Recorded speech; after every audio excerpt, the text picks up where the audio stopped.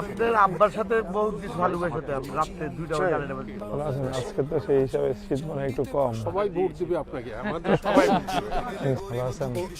কুয়া মসজিদ আপনি বক্তব্য দিয়েছিলেন। জি। আমাদের এই মাঠের নাম হলো চন্দ্রিমা ফিটনেস ক্লাব জিয়া উদ্যান। ভাইয়ের সাথে ভাইয়ের দেখা হয় না, কিন্তু আমাদের সাথে আমাদের দেখা হয়। এখানে আমাদের মা বাবা ছেলে মেয়ে একসাথে আমরা ব্যায়াম করি। মুদির দোকান থেকে আরম্ভ করে প্লেনের ব্যবসায়ী, পিয়ন থেকে আরম্ভ করে সচিব, মন্ত্রী, মিনিস্টার, সবাই আমরা এখানে একসাথে ব্যায়াম করি। খুবই ভালো লাগতেছে। আপনারা এখানে ম্যাক্সিমামই বাংলাদেশের খুব গুরুত্বপূর্ণ এবং সিনিয়র সিটিজেন্স। আপনারা এই যে স্বাস্থ্য সচেতনতা যে পরিচয় দিচ্ছেন এবং নিয়মিত স্বাস্থ্য চর্চা করছেন, শরীর চর্চা করছেন, এটা খুবই সর্বদিক থেকেই খুব ভালো একটা উদ্যোগ। নিজেরাও স্বাস্থ্য সচেতন এবং আলহামদুলিল্লাহ আপনাদের মাধ্যমে আমাদের সমাজের সবাই স্বাস্থ্য সচেতনতার দিকে উদ্বুদ্ধ হোক, সেটা আমরা প্রত্যাশা করি।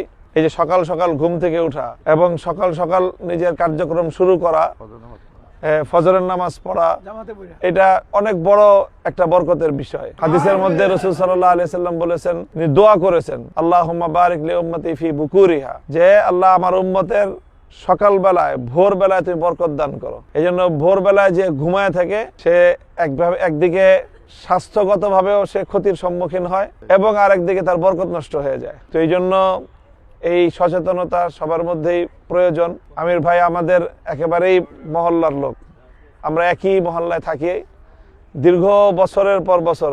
আমি এই এলাকায় 40 বছর ধরে আছি, আর আমির ভাই তো আমার চেয়ে ওখানেই অনেক জন্ম, আমার চেয়ে অনেক বেশি। তো আমি মনে করি যে মোহাম্মদপুরের মাটি এবং মানুষের অনেক ঋণ আছে আমার উপরে।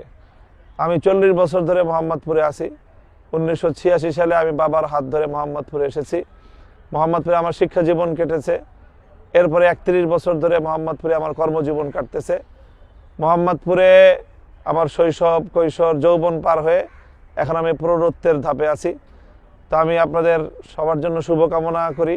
আপনাদের কাছে আমি দোয়া চাই যে ইনশাআল্লাহ আমার আত্মবিশ্বাস যে মোহাম্মদপুরের মানুষের জন্য এবং মোহাম্মদপুরের মাধ্যমে দেশ এবং ইসলামের জন্য আমি এমন কিছু করতে সক্ষম ইনশাআল্লাহ, আল্লাহর মেহেরবানিতে, যেটা হয়তো আর 10 জনের পক্ষে সম্ভব না। তো এই জন্য আমি আপনাদের সকলের কাছে দোয়া চাই যেন দেশ এবং জাতি, ইসলাম এবং মানবতা আর মোহাম্মদপুরের এই অঞ্চলের মানুষের জন্য মোহাম্মদপুরের যে সকল সংকটগুলো আছে সেই সংকটগুলো নিরসনে যেন আমি ভূমিকা পালন করতে পারি।